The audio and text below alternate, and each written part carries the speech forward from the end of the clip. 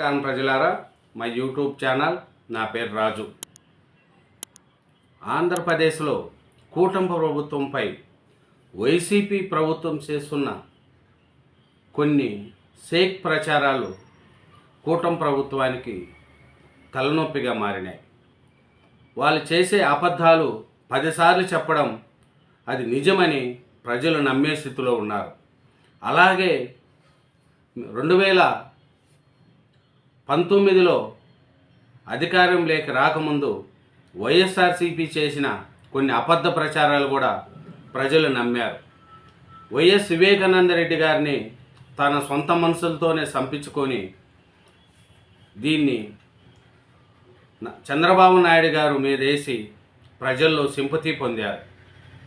అలాగే ఇప్పుడు చేస్తున్న ఫేక్ ప్రచారాల్లో చూసుకుంటే రాష్ట్రంలో యూరియా కొరత ఉందని, రైతులు ఇబ్బందులు పడిపోతున్నారని, పంటలకు గిట్టుబాటు ధర లేదని వాళ్ళు సోషల్ మీడియాలో కావచ్చు, వైసీపీ టీవీలలో కానీ వాళ్ళ పేపర్లలో కానీ రాస్తున్నారు. యూరియా కొరత ఉంది కానీ రాష్ట్రమంతా లేదు. అక్కడక్కడ కొన్ని జిల్లాల్లో కొరత ఉంది. దాన్ని మొత్తం రాష్ట్రం కొరత ఉందని చెప్పి మొత్తం ఫేక్ ప్రచారం చేస్తున్నారు వైసీపీ ప్రభుత్వం. దీనివల్ల కానీ కూటమి ప్రభుత్వం పెద్దలు దీన్ని కరెక్ట్గా కంట్రోల్ చేయలేకపోతే వాళ్ళకు మళ్ళీ దెబ్బతినే అవకాశాలు కనిపిస్తున్నాయి.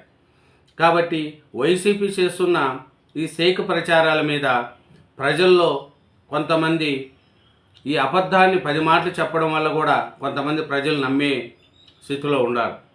ఎందుకంటే వైసీపీకి ఈ ఫేక్ ప్రచారం చేయడం అలవాటు. ఎందుకంటే వాళ్ళకు నిజం చెప్పడం చేత రాదు.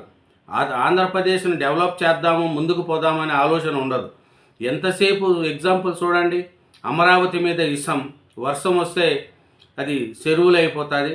అమరావతి కమ్మోల్ది రాజ్యం, అక్కడ ఎవరుంటారు, అమరావతి వద్దు రాజధాని అని చేశారు. తర్వాత సాక్షి డిబేట్లో అమరావతి వేసల్ది రాజధాని అని కూడా నిందేశారు.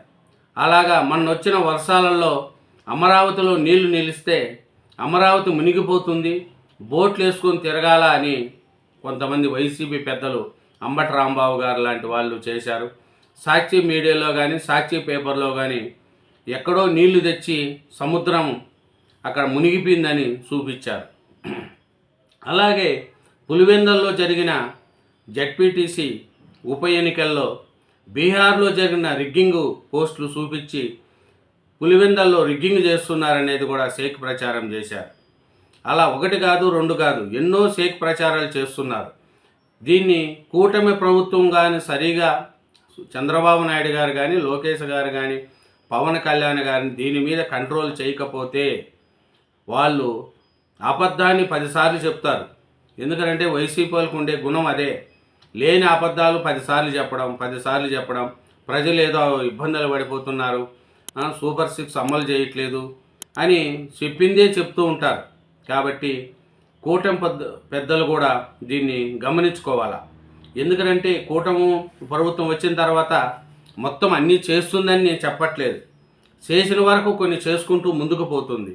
ఇప్పుడు మనకు పెండింగ్లో ఉన్న కొన్ని చూసుకుంటే నిరుద్యోగ వృత్తి చేయలేదు, మళ్ళీ ప్రతి మహిళకు నెలకు 1500 ఇస్తామనింది, ఆ పథకం అమలు చేయలేదు. ఇలా పథకాలు అమలు చేయని పథకాలు కూడా ఉన్నాయి, కానీ అమలు చేసిన పథకాలు కూడా ఉన్నాయి. కానీ సూపర్ 6 ఏమీ అమలు చేయలేదని చెప్పుకుంటుంది వైసీపీ ప్రభుత్వం. వాళ్ళు మీడియాలో చూసుకుంటే టీడీపీ మీద చాలా ఫేక్ ప్రచారాలన్నీ. ఎగ్జాంపుల్ మన జగన్మోహన్ రెడ్డి సారు సీఎంగా ఉన్నప్పుడు అది చూసుకోండి, గులకరాయి డ్రామా ఎంత ఆడారో అది నిజం చూస్తే జనాల్లో సింపతి వచ్చేట్టుగా చూశారు. అలాగే విశాఖపట్నంలో కోడికత్తి కేసు అది చూడండి, వాళ్ళు పాపం 5 సంవత్సరాలు జైల్లో ఉన్నాడు ఆయన కోడికత్తి కేసులో. ఈ గులకరాయి అతన్ని ఎవరినో ఒకరిని బలి చేశారు పాపం. అలా ఎన్నో ప్రచారాలు ఫేక్ ప్రచారాలు చేశారు. ఇప్పుడు కూడా చూడండి, కూటమి ప్రభుత్వం మీద ఫేక్ ప్రచారాలు చేస్తూనే ఉంటాయి. ప్రతి ఒక్కటి కూటమి ప్రభుత్వంలో అది లేదు ఇది లేదు అని ఇది కూడా ఫేక్ ప్రచారాలు చేస్తూ ఉంటాయి. మెడికల్ కాలేజీలన్నింటినీ ప్రైవేటు పరం చేస్తున్నారని చెప్పేది కూడా ఫేక్ ప్రచారాలు చేస్తూనే ఉంటారు. ఇలా మొత్తం సీఎం 2019కి ముందు 3 దఫాలుగా సీఎంగా ఉన్న మీరు ఒక మెడికల్ కాలేజీ కూడా కట్టలేదని చెప్తున్నారు జగన్మోహన్ రెడ్డి గారు. అది ఫేక్ ప్రచారాలు. ఎన్నో ఫేక్ ప్రచారాలు ఉన్నాయి. ఎందుకంటే చంద్రబాబు నాయుడు గారి మీద అన్నీ ఇప్పుడుండే కూటమి ప్రభుత్వం మీద ఈ ఫేక్ ప్రచారాలు చేసుకుంటూ వైసీపీ పప్పం గడుపు. కానీ అది వైసీపీకి మంచిది కాదు. వాళ్ళు చేసింది చెప్పుకుంటే పర్వాలేదు, కానీ మీరు 5 ఏళ్ళు చేసి మీ జీవితం ఎలా చేసుకున్నారో తెలుసు. 11 సీట్లకు దిగజారిపోయింది. ఇప్పుడు కూడా మీలో ఇంకా మార్పు రాకపోతే ఇంకా ఉన్నవి చెప్పుకుంటూ పోతూ ప్రజలు నమ్మే స్థితిలో లేరు. ఎందుకనంటే ప్రజలు కూడా ఆలోచించారు. ఒక సైడు పోలవరం, ఒక సైడు అమరావతి, మరో సైడు సంక్షేమం, ఒక సైడు విశాఖపట్నం ఐటీ రంగం, అన్నిట్లో కూడా కూటమి ప్రభుత్వం దూసుకుపోతున్నది. కానీ మీరు 5 ఏళ్ళు ఉన్నారు. పోలవరం ప్రాజెక్టులు అట్లే చేసేశారు, అమరావతిని పడక చేసేశారు, 3 రాజధానులు అంటూ 3 ఇటుకలు కూడా పెట్టలేదు. కానీ ఇప్పుడు కూటమి ప్రభుత్వం వచ్చిన తర్వాత 1వ తారీఖున పింఛన్లు ఇస్తున్నారు, మహిళలకు ఉచిత బస్సు ప్రయాణం, గ్యాస్ సిలిండర్లు,